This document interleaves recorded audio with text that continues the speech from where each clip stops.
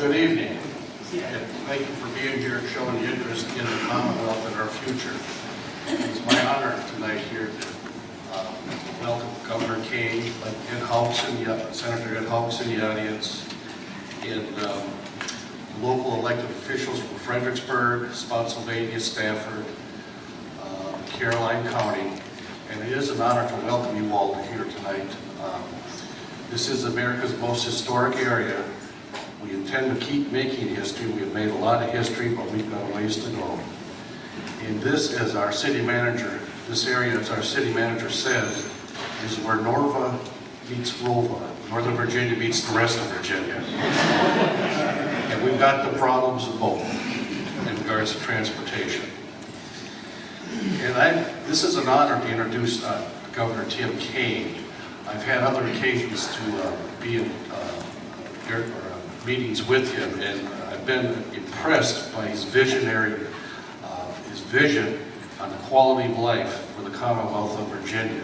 I had the honor of serving on his Urban Affairs Committee, which was looked at inner city issues of kids at risk, education and all.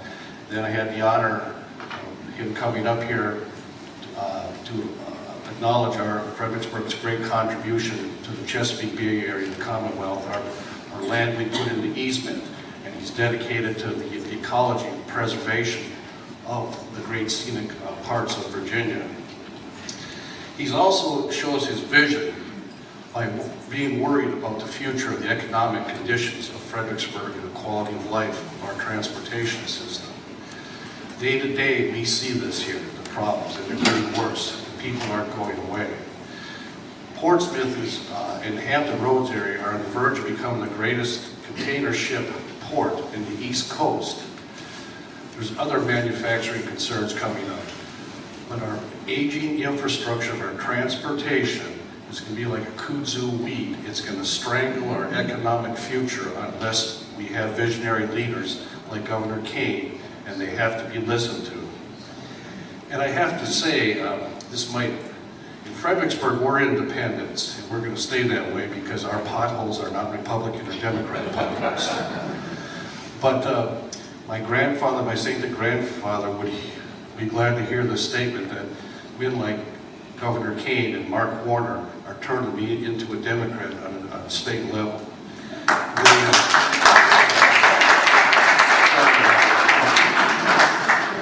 I've never voted for Ed Hawk, but I would have if I lived in John Chichester's section all the time. I just want you to know that, Ed. So it is a great honor to welcome you to America's most historic city. Governor.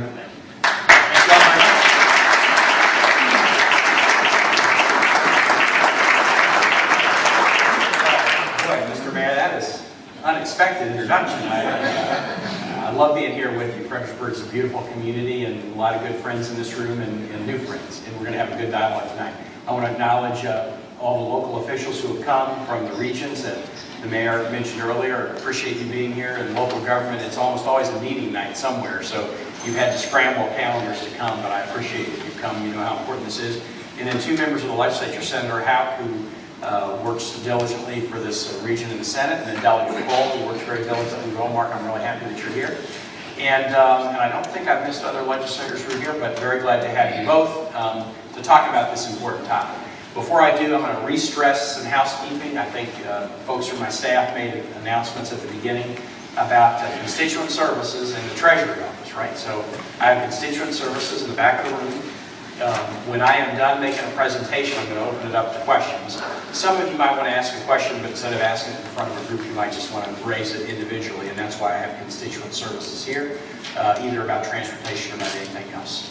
And then the second is the Treasury, who I think is right out in the hall.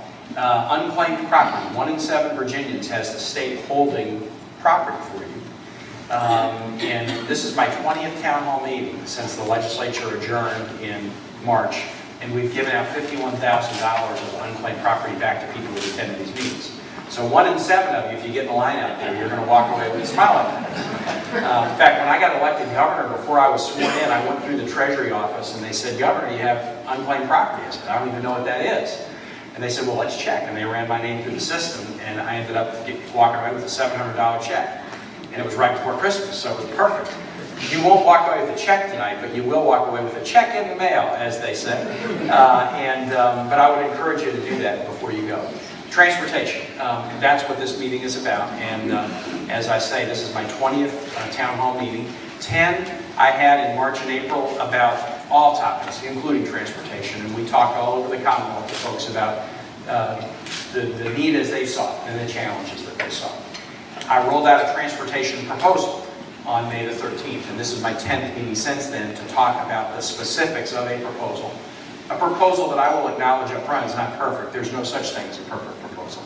But it is a proposal that I think meets the needs that we have, does it in a way that I think strategically can gather all together and compromise. But I'm very clear about this. We're going to start a special session next week, and if the legislature improves it, modifies it, adjusts it, comes out in a different direction, I'm going to be fine with that as long as we can meet the need. There are a lot of different ways to do this. But it's important for me if I want to, get this thing rolling, not just to say we got to, do something, but I think I have to show the path about what we can do if we're going to solve the problem. And solve it we can. This was made by man, and it can be solved by man. And we have a legislature that just this year, one of the toughest revenue years we've ever had, dramatically revised the state's mental health laws and invested a lot more in mental health. We didn't have any money to invest, but we did because we found other things that were of lesser magnitude that we could carve away or let go of because it was important. We did a sizable bond package for community colleges and colleges, the biggest ever in Virginia history, to invest in greater workforce and training more students and research. And it was tough, but we did it. Democrats, Republicans, House, Senate, legislature, executive, we did it. There's too much going right with Virginia to let something that is a challenge fester and worsen. And that's what this is about. We've got good people. We know there's a problem. This isn't impossible. We can do it. We can do it. So let's jump in. I'm going to tell you a little bit really about the need. Then I'm going to talk to you about taxes and revenues and what we pay and where we rank compared to other states. It'll give us some sense of why there is a need. And then I'm going to talk about my proposal. Beginning with maintenance. Let's start there. That's the first need that we have in the system. Virginia's system of state-maintained roads is the third largest in the United States. So it's large. It's growing. We add about 250 lane miles a year to the Virginia road network. In Virginia, every time a local government approves a new subdivision and those roads are then open, the state takes over maintenance responsibilities in counties. So the system grows. So it's large, it's growing, and it's aging. And as infrastructure ages, the maintenance costs go up. Let me just give you a little trivia question, and you can only answer if you don't know the answer. Some of the room do. One of the things we maintain in the state is bridges. So how many bridges do you think Virginia maintains statewide? Just somebody shout out a number. 10,000. 10,000. That's actually pretty good, but it's too low. 25. It's 20,000. I guess it was 25. We maintain 20,000 bridges statewide, and many of them you don't even realize as you're driving across, a little bridge over a creek or a culvert. But bridges are tough, pieces of infrastructure, and once they get to a certain age, usually about 50 years, you've got to start planning to do something. The average age of a bridge in Virginia, 47 years. 1,700 of our 20,000 bridges are structurally deficient, meaning that they were not built for the vehicles that we now drive on. So they were built to different standards. When we have a structurally deficient bridge, it doesn't mean that it's going to collapse today or tomorrow, but it does mean that we have to analyze it more often. And often, we have to put limits. So if you see a weight limit sign on a bridge, it's usually because the bridge was built for one kind of vehicles and we're driving heavier vehicles now. Coincidentally, one day I was doing this town hall meeting in Radford. The very day I did it, a bridge in Giles County, about 50 miles away, collapsed. A guy was driving. He saw the 8-ton weight limit. The bridge was built in 1932. And he thought, well, I'll chance it. My cement truck only weighs 35 tons. Why not just, give it a try? And he got out on the bridge and it collapsed. We were building the new bridge right next to it. And he fortunately was not badly injured. But that's the kind of situation that you deal with. And bridges, even the small ones, are not cheap to maintain. So we have a large system, we have an aging system, we have a growing system. And then the last thing about maintenance that is really important is, many of you probably are working in the construction industry in some way. Construction costs are going up. And they're going up a lot. We've been fortunate to be in a low inflation environment up until recently, but construction costs have not been low inflation. There's been such intense competition with China and India and other countries for construction materials that those costs have been going up. So what does this mean? The system's growing, it's old, we're trying to maintain it to a good level, and the costs keep going up. What it means is this: we have something in Virginia that we call the maintenance deficit. This last bullet reduces available funding for needed improvements. Let me explain this real quick. Money in Virginia for transportation goes into two buckets. The maintenance bucket first, and then the construction budget. So let's maintain what we have, then let's do the new stuff. Beginning at the end of the Gilmore administration, the money going into the maintenance bucket was not enough to do the maintenance. So the legislature gave permission to the executive to go into the construction budget and take money out to make sure we had enough maintenance. And every year we take a little more out, and then a little more, and a little more. The year that begins July 1st, which is fiscal year 2009 in the state, the projection is we'll take $375 million out of the construction budget. So what this all means is, first, it's not the best way to maintain what you have. If you don't have money, you have to cobble it together and grab it from here and there. But more importantly, you're cannibalizing the construction budget in the state by taking this money out that's supposed to be used for projects, new projects for a growing population. New projects that take a bridge out and replace it in a significant way. We're reducing dramatically those monies. Next slide. Here's what's happening: maintenance and construction. I said there's two buckets. And if you look at 1988, we actually were doing more construction than maintenance. But as costs have increased, you'll see what is happening, and this gray line for maintenance goes up and up and up. And beginning in about this year, FY08, the money for construction goes down. This is if we do nothing. If we do nothing, and we just keep doing what we're doing right now, you'll get to fiscal year 19 in about 10 years. We'll be spending almost all of it on maintenance and very little on construction. And we need that construction money because the state is growing. We're the best managed state in America, according to Governing magazine. Best state to do business in the United States, according to Forbes. Good educational outcomes. People want to live here. And as they want to live here, you're wrestling with this in your communities. As folks come, there's a maintenance demand and an infrastructure demand, but we won't have the dollars to do it if we don't do anything different. Next slide. Maintenance has some other aspects that are important. Safety. This is really important. Last year, over 1,000 people died on the roads of Virginia. Now, a lot of folks who die on roads, it's drinking or maybe seat belts, but there are a lot of accidents on the Virginia roads that are due to maintenance and due to insufficient attention to having an infrastructure where safety comes first. I was doing a town hall meeting not long ago actually speaking to a group in Charlottesville on this challenge. And the newspapers that day were filled with the story of a young high school senior in Charlottesville, a girl who had just been killed on Route 29 at an intersection that had been often marked for we need to fix this intersection. The sight lines and the setup of it is not good. She was hit by a tractor trailer. In that instance, can I definitively say that if it had been fixed a couple years ago, she wouldn't have been killed? I can't say that. But there is a direct relationship between the quality of the maintenance we do and the safety of our roads, and that's extremely important. Another connection to maintenance and the roads and safety is in the area. We've got some great public safety professionals here, firefighters and EMTs. If you live in a part of Virginia where there's congestion, even a 1-minute difference getting an ambulance to somebody who's having a cardiac incident can make a big difference in how they're going to come out of it, or an automobile accident, or to somebody who is in need of a police response to something. And so where there's congestion, the condition of roads has a significant and direct impact. Getting firefighters to the scene of a house that's burning down. Seconds matter. And so this is an important safety issue. So we need, on a statewide level, we need additional revenues and tools to deal with a growing transportation challenge. Let me show you a little bit about what happens, how we plan. In Virginia, we do transportation on the 6-year plan. So the Commonwealth Transportation Board, and I've got CTB members here, Mary Lee, thank you for coming. The CTB, Commonwealth Transportation Board, every year does a 6-year plan, and they look at what we can do over the next 6 years, and they put it out there so that we can have some reliability about what we're going to be investing in. Local governments come and advocate for projects to be on the 6-year plan. Tomorrow, or was it today that the vote was taken, Pierce? Today. Today the CTB met, Cord Sterling, who's here from the CTB as well. The CTB met, and they reduced the 6-year plan in Virginia from what it was just a year ago by $1.1 billion. They reduced the maintenance fund by about $800 to TTF, which is new construction, by about 300. Why did they do that? They did it for a couple of reasons. Last year, the legislature passed, and I worked with and then signed a transportation bill that had new money for transportation. It was put into the 6-year plan. But a big chunk of the plan was struck down by the court, and another chunk of the plan was repealed by the legislature. So monies that were going to be used had to be taken out. Second, we're seeing a reduction in other revenues that are coming into the 6-year plan. I don't know if some of you saw this story today.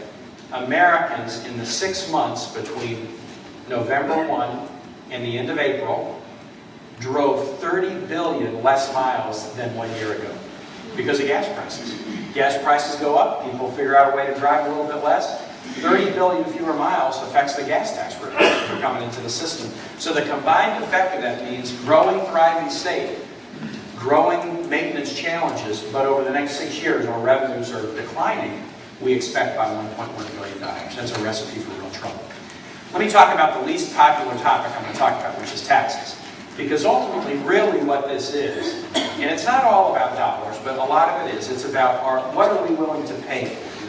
What are we willing to invest in? If we want solutions for transportation, what is the degree to which we're going to step up and meet those obligations? So here's where we are tax-wise, and I'll show you a couple of slides specifically about transportation. We're 5th in the nation in per capita income. That doesn't mean that everybody's doing great or every region's doing great, but relative to other states, even in a challenging economy, we are a higher income state. 12th in population. But in taxes, we're 32nd in state and local tax burden in the United States. 39th if you make taxes as a percentage of income. We're 36th in government spending as a percentage of income.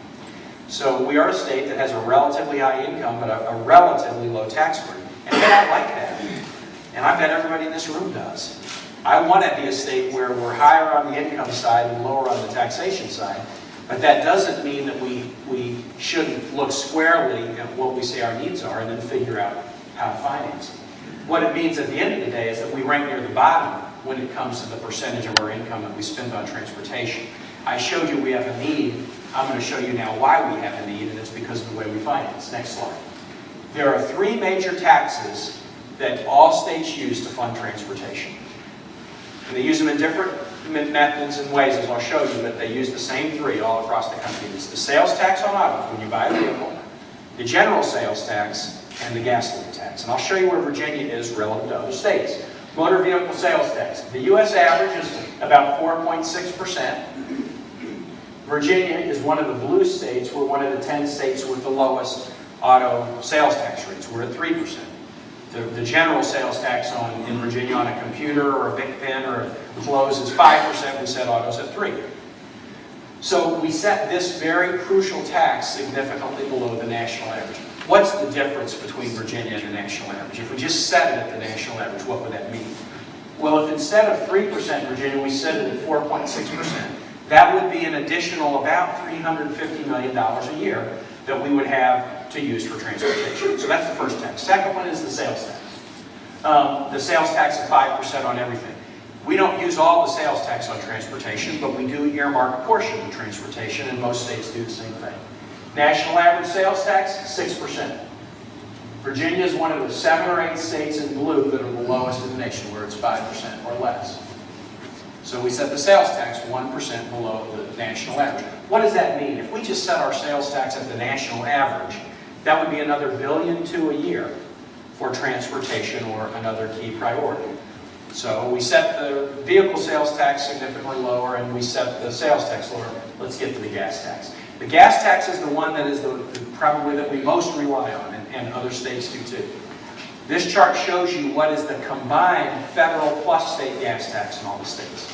Now the federal tax is the same. So the difference you see among these states is a difference between the way where the states set the gas tax. U.S. average, 46 cents yearly. Virginia, 38 cents.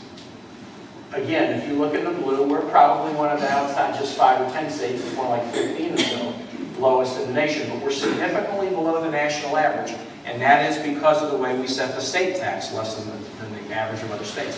What does that mean? If we had a gas tax that was at the U.S. average, we'd have another $400 to $500 million a year for transportation. So bottom line, this is kind of a free lunch question. It's we want a good system, We got maintenance needs, and they're big and they're challenging. We want better transportation options of all kinds. But on the three major revenue sources, we set them all dramatically less than the national average. The combined effect of the three that I just put up is nearly like $1.9 billion a year, far more than any of us are talking about trying to get in this session. If we were just at national average, we'd have a lot more. We set them all low, and as a result, we got a need. Here's how they combine. Highway spending is a percentage of personal income. The U.S. average, most states spend about 1.3% of personal income on transportation. We spend 1.1%. We're in the lowest 8 or 9 states. So that's really what this challenge is about. It's largely about the decisions that we have made to set all the revenue sources significantly below averages, but we really want solutions. Well, the question is, if we want them, we're going to have to be willing to invest in them. Let me say this. I'm going to now, just in a second, get into the plan. But before I do, I want to acknowledge it's not all about money. It's not all about the investment level. There are other things that are important, and it's good to remember this, and I want to praise the legislators because they've been doing some good work on this. First, some of the answer to this, to doing it right, is better coordination between land use and transportation planning. And those of you living in this area, fast growing, sometimes I think we've all had the sense that growth has kind of outstripped what the state has been willing to do in terms of transportation infrastructure. In counties in Virginia, local governments make the land use decisions, the state makes the transportation planning decisions. The fact that the decisions were made in different places is a problem.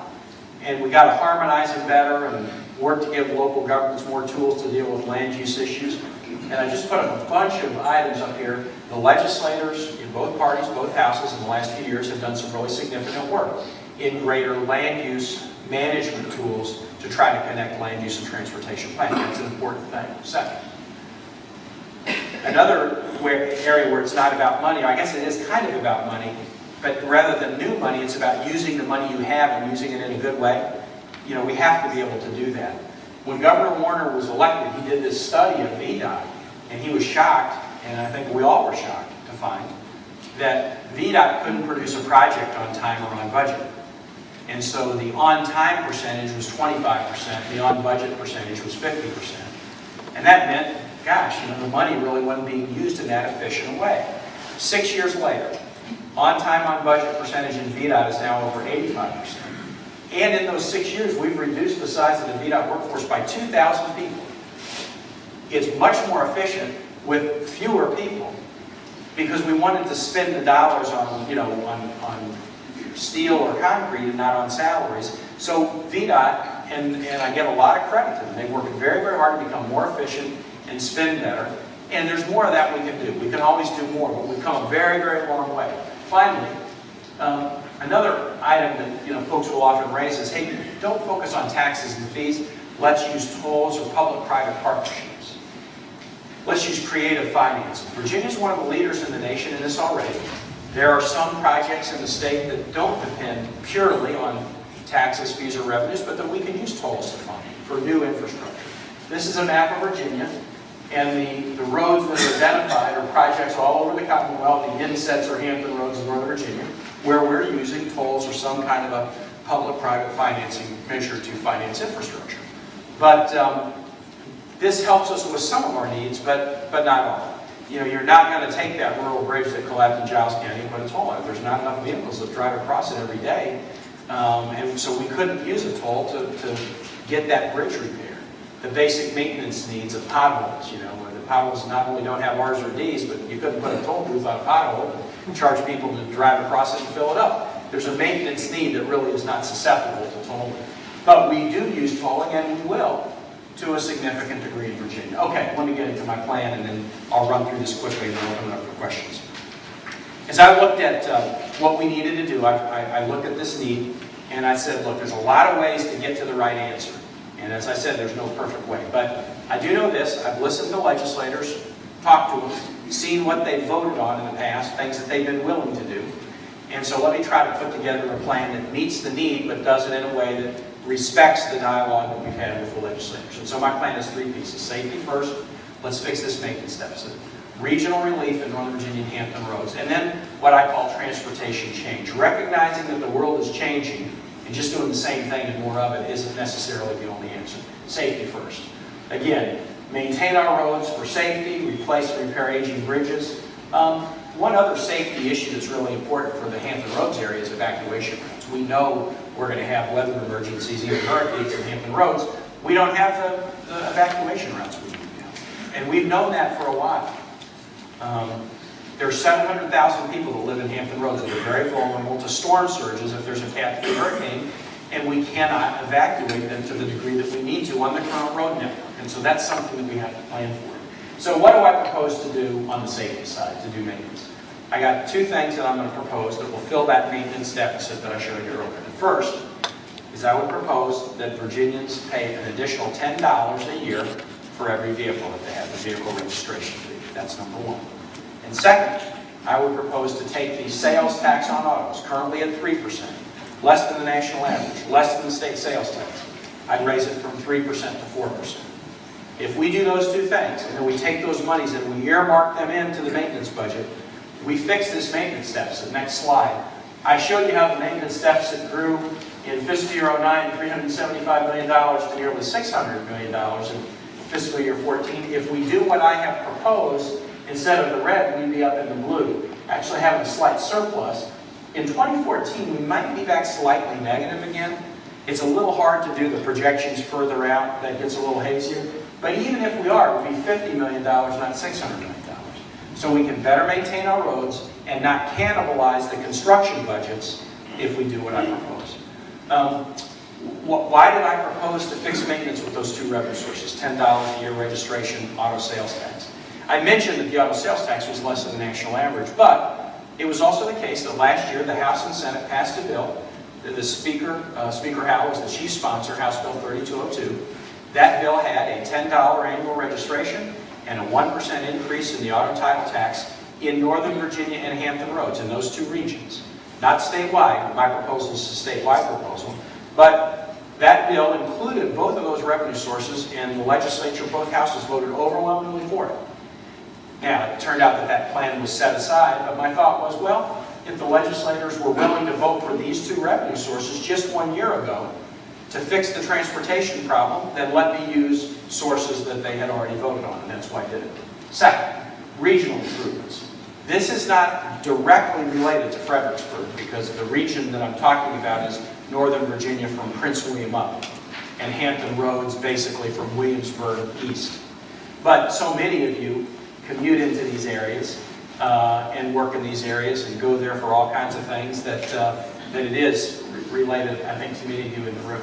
In Northern Virginia, this is a statistic, 81% of travelers are trapped in congestion. I don't know about that other 19%, I've never met one of them, but 81% are in congestion, and the average congestion for somebody who is experiencing that is the equivalent of a 2-week vacation, sitting in traffic. And I'll tell you, if there's anything more frustrating than sitting in traffic for the equivalent of 2 weeks a year, when you want to be at work or you want to be at the soccer game or be home, try sitting in it for 2 weeks a year when gas is $4 a gallon. And you're watching that engine run while you're sitting there at $4 a gallon. It is intensely frustrating and costly.